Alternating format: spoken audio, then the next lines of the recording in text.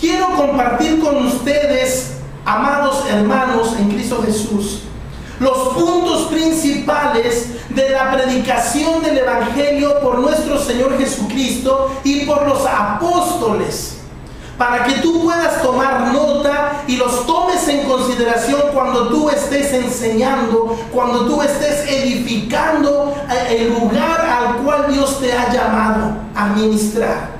El punto número 1, el énfasis total y principal de nuestro Señor Jesucristo, de los apóstoles y aún de Juan el Bautista, fue el arrepentimiento. Punto número 1. Se predicaba el arrepentimiento como fundamento. Escucha, Jesús mismo dijo: arrepentíos.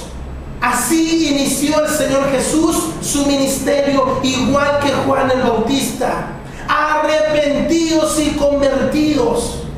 Y fueron las palabras principales de la predicación apostólica en los tiempos de Jesucristo. Arrepiéntanse, conviértanse de sus pecados para que vengan de la presencia del Señor tiempos de refrigerio. El arrepentimiento. El segundo punto, la confesión de pecados. Es muy importante que nuestros pecados se los confesemos a Dios. Cuando vamos en arrepentimiento, tiene que haber confesión de pecados para que haya arrepentimiento. No importa que tú llores. Tú puedes llorar, pero si no estás arrepentido, eso no es arrepentimiento ni confesión de pecados. Tercer punto, renuncia a sí mismo. Renuncia a tu carnalidad, renuncia a tu pecado, renuncia a tu antiguo estilo de vida. Tiene que haber una renuncia. Jesús lo enseñó claramente. Lleven mi yugo sobre ustedes. Renuncien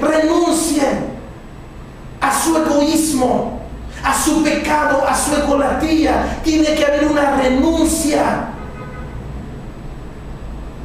El punto número 4, entrega, convicción y conversión. Estos son 3 en un solo punto: entrega, convicción y conversión. Si falta uno de estos elementos, nuestra conversión puede ser incompleta, o nuestra convicción puede ser incompleta, o también nuestra entrega puede ser incompleta. Así se predicaba el Evangelio. Había entrega. Cuando había arrepentimiento, había entrega. Cuando había arrepentimiento, había convicción. Uno estaba seguro en quién había creído. Cuando había confesión de pecados, había conversión por el Espíritu Santo, pero también lo que la palabra del Señor enseña: renuncia de tus pecados, confesión de pecados, apartarte de tus pecados. La Biblia dice claramente: convertidos, como si fuera algo que nosotros debiéramos hacer. Porque la obra interna del Espíritu Santo es algo que Él hace. Pero de ti demanda también una conversión, una renuncia. Toma tu cruz cada día y sígueme, dijo el Señor Jesucristo. Niéguese a sí mismo, renuncia a ti mismo y sígame, dijo el Señor. Por eso es que nos preguntamos: pero ¿por qué si ya oró y ya cantó y ya confesó, pero por qué no cambia su vida? ¿Por qué? Porque no hay convicción de en quién se ha creído. No hay entrega de la vida a Jesucristo. Por lo tanto, no puede haber una convicción y menos va a haber una conversión. Son importantes estos puntos.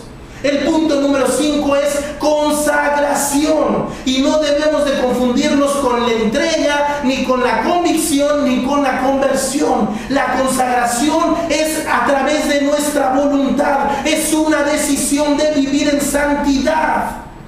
Esto no se logra con oración y ayuno. Nuestra santidad y nuestra consagración a Dios es a través de nuestra voluntad.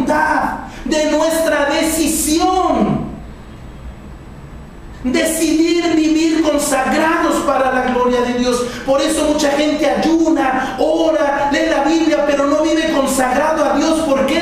Porque en su voluntad no lo ha decidido. Su corazón no ha sido golpeado por la conversión. Es pura emoción. Consagración, la santidad y la consagración es un asunto de la voluntad, del entendimiento. El punto número 6, obediencia. La gente obedecía al Evangelio de Jesucristo en todos aquellos en los cuales se operaba la entrega, la convicción, la conversión y la consagración. El resultado era la obediencia. Y el punto número 7 eran los resultados. Por eso daba resultados los discípulos o los apóstoles o la iglesia naciente del primer siglo de nuestra era. Por eso daban resultados, porque estos puntos, amados hermanos, eran enseñados.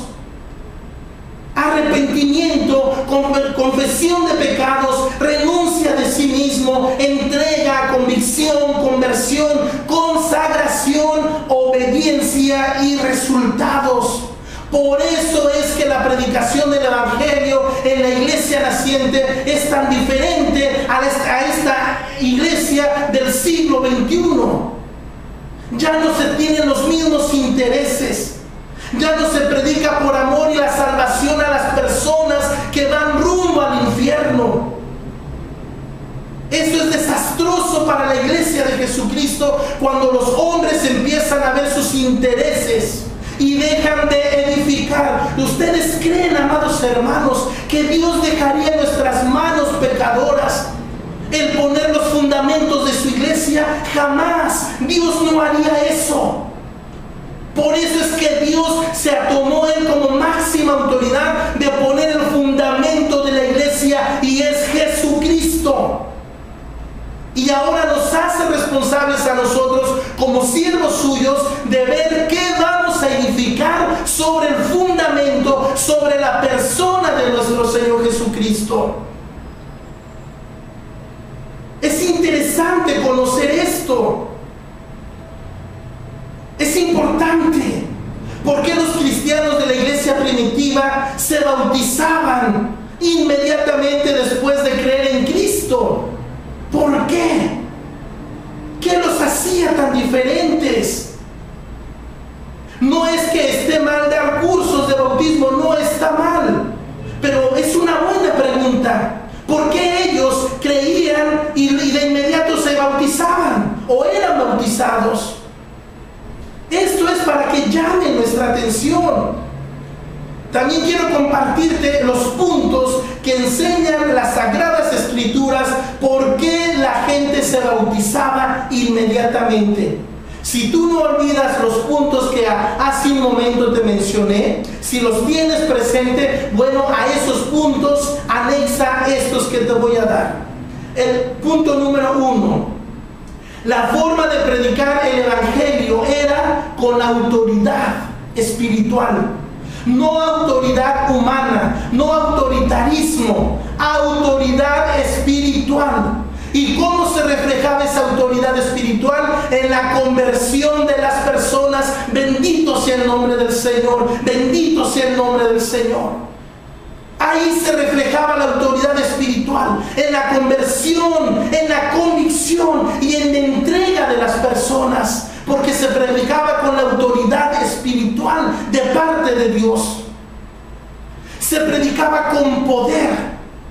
El poder lo da la santidad de vida. Muchos cristianos piensan que el poder va a ser un terremoto, va a ser una lluvia, va a ser algo sobrenatural en el sentido de como un espectáculo, algo como aquellas caricaturas que decían: yo tengo el poder. Mentira, ese no es el poder. El poder espiritual te lo da la santidad, tu búsqueda de Dios, la entrega de Dios, tu vida de oración. Tú vas a recibir poder espiritual en el nombre de Jesucristo. No lo vas a conseguir tampoco con oración y ayuno. El poder espiritual te lo da la santidad de Dios, la consagración de tu vida para Dios. Si tú lo refuerzas con ayuno y con oración y con alabe al Señor, todo esto es hermoso, vas a ser una bomba para Dios. Mucha gente ayuna y no tiene santidad. Mucha gente ora y no tiene consagración. ¿Por qué? Porque no tiene santidad. La santidad te da el poder espiritual. Y así tú predicas y tú tienes que transmitir. El rey David dijo, cuando el Espíritu Santo trajo convicción de pecado, dijo: entonces enseñaré a los pecadores el camino y ellos se convertirán a ti. Aleluya. Cuando él se arrepintió, cuando él confesó su pecado, cuando él se negó a sí mismo, cuando se humilló delante de Dios, él entendió cómo se va a convertir la gente si yo no me he arrepentido, si no hay santidad en mi vida, si yo predico la verdad pero no la vivo. ¿Cómo se va a convertir las personas? Esto es importante. Por eso la predicación del Evangelio era con poder espiritual en el nombre del Señor, porque los apóstoles había santidad en su vida, había consagración en su vida, se predicaba con señales. Por eso no había problema, por eso había milagros, por eso había sanidades, por eso había conversiones. La conversión es un milagro, bendito sea el nombre del Señor. Que la gente realmente se convierta de sus pecados es un milagro. La misma salvación es un milagro. Por eso la gente se convertía, porque había milagros, había sanidades, eran normales. ¿Por qué? Por la autoridad espiritual, por el poder de la santidad en la vida de los predicadores, y se daban las señales, solitas llegaban las señales. El punto número 2, la gente era incitada a poner su fe en la palabra de Dios. Aleluya. Fundamento, Jesucristo y sus palabras. La gente era incitada a poner la fe en la palabra de Dios, no en los hombres. No en los hombres. Cuando la gente empieza a poner la fe y sus ojos en los hombres, la iglesia